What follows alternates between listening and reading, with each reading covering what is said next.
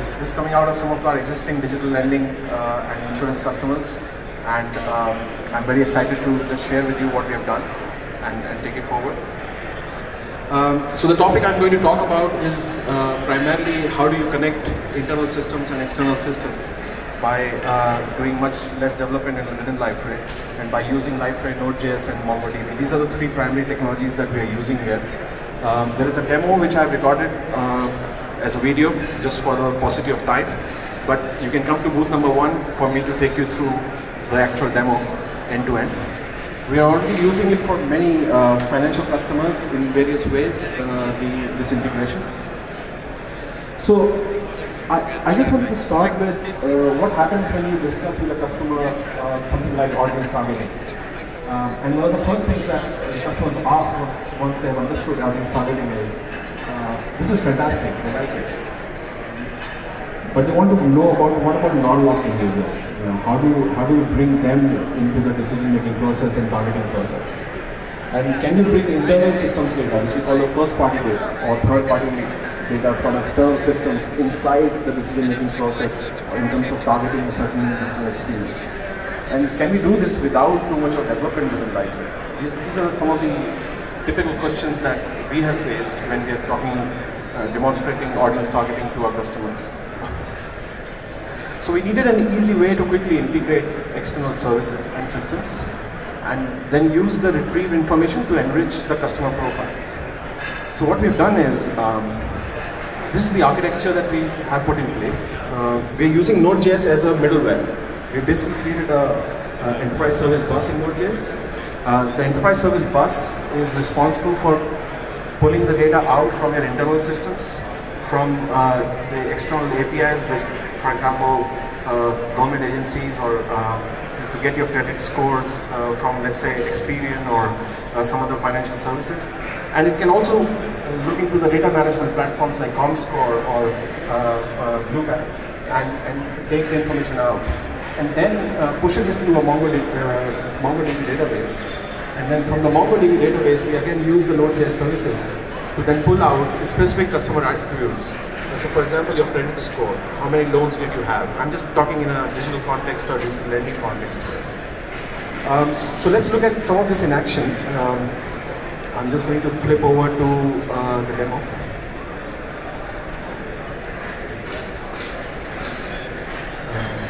Let's take a little bit of a while. Okay.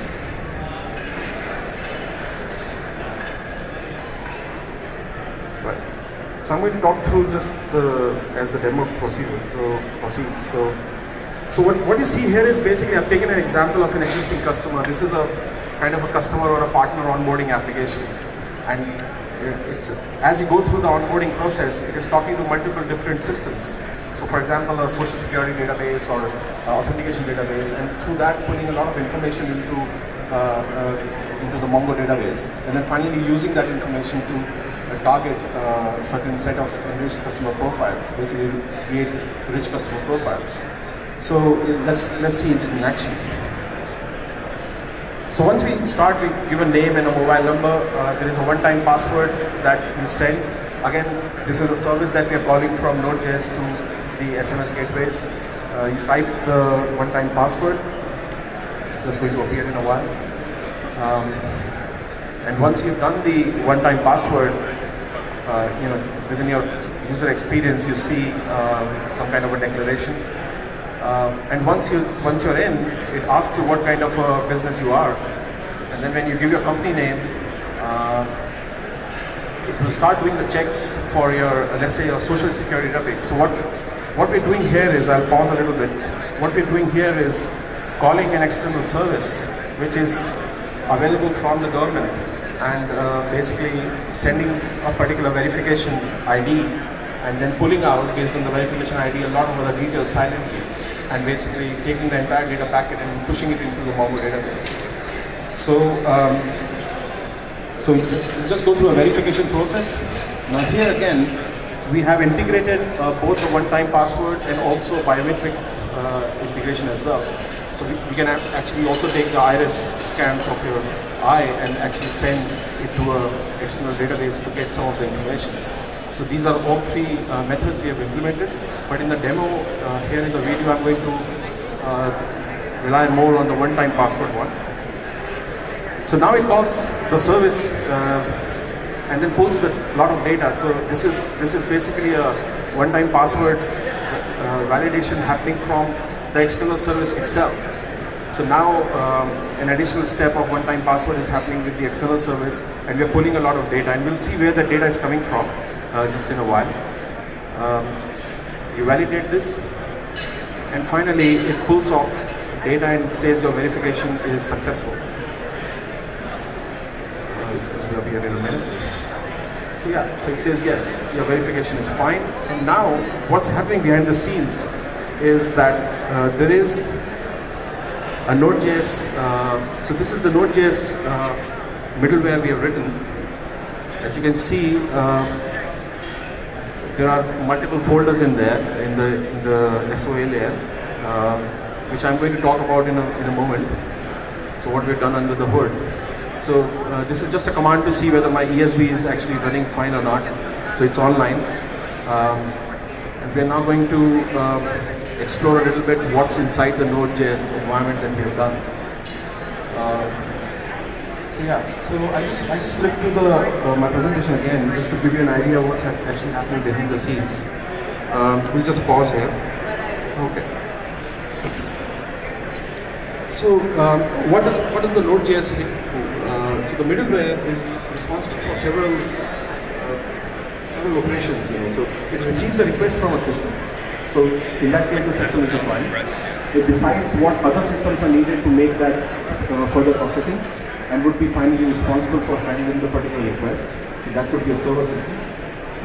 It applies any business rules and any processes that are needed in that process, any data transformations that have to be done. So that's also something which is happening in Node.js.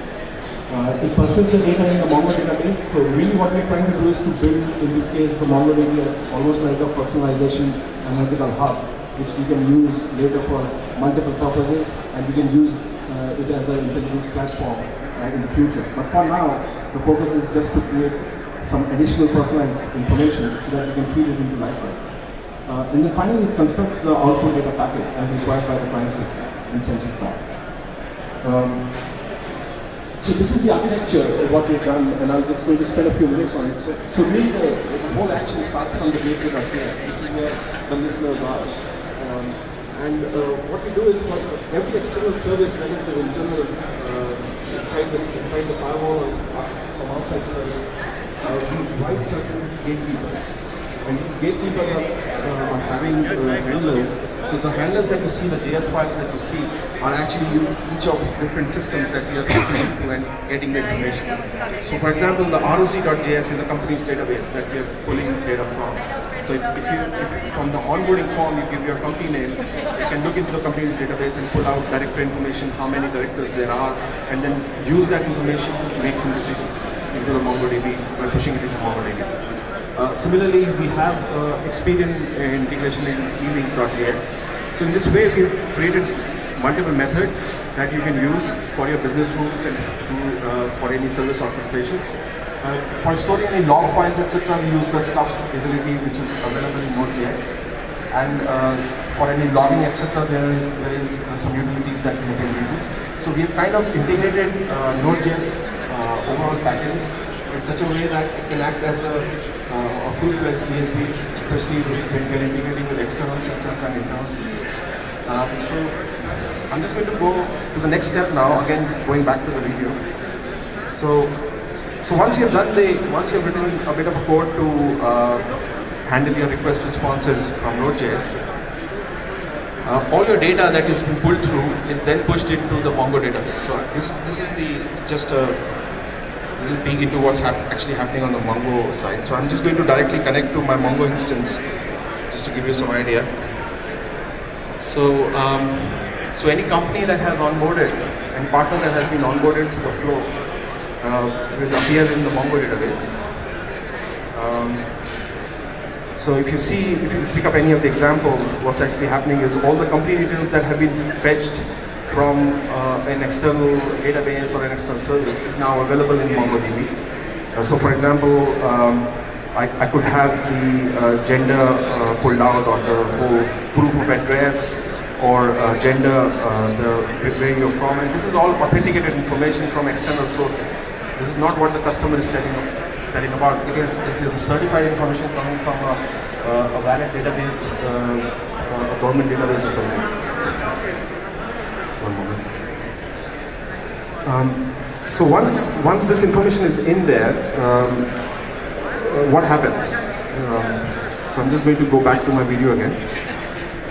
So then you take this information from the Mongo database, and then you pull it into Liferay. And how do we pull it into Liferay? So within Liferay, we again use the Node.js service to take the data from MongoDB using the service-oriented architecture and push it into Liferay. So just to give you an example, I just downloaded some of this stuff here.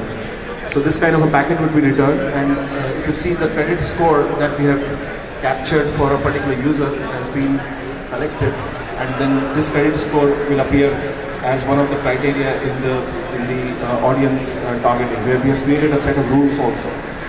So let's look at the practical side of this. So ultimately, what you do is you go and create your multiple rule sets for audience targeting, and you start mapping. So here in this case, I have created a rule set for users with lower credit score. And now I can drag drop some of the criteria like the company revenue, the bureau credit score, the number of loans taken by the user, the fraud records, if there's a fraud record that exists for this particular customer, and number of transactions that are done per month.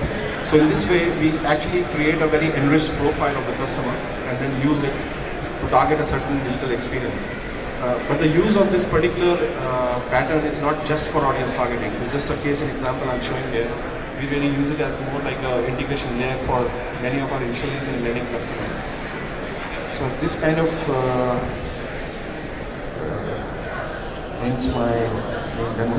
Just to give you a quick peek into what's actually happening, how we have constructed this. This is just, I just pulled out a source code structure for this. This is what it looks like. So if you see closely, we have all the gatekeepers. This is where the implementation of the business rules is happening. We also have basically configuration files that you want to put. There is also any logs and other information in the stuffs folder. So the stack that we have created in Node.js to achieve this is based on these concepts. So the promises are implemented by Bluebird. We have also integrated for real-time communication socket.io package. For logging, there is Winston, and for deployment, we use PM2. So in this manner, what we're trying to achieve is digital across channels. So on the right-hand side, you see there's a commercial lending middleware. What it really is the same Node.js implementation which we're using for multiple customers, not only for lending insurance, but we can do this in a very generic way. And I'm very happy to take you through a much more detailed demo. And please visit us at booth number 1 for some more detailed information.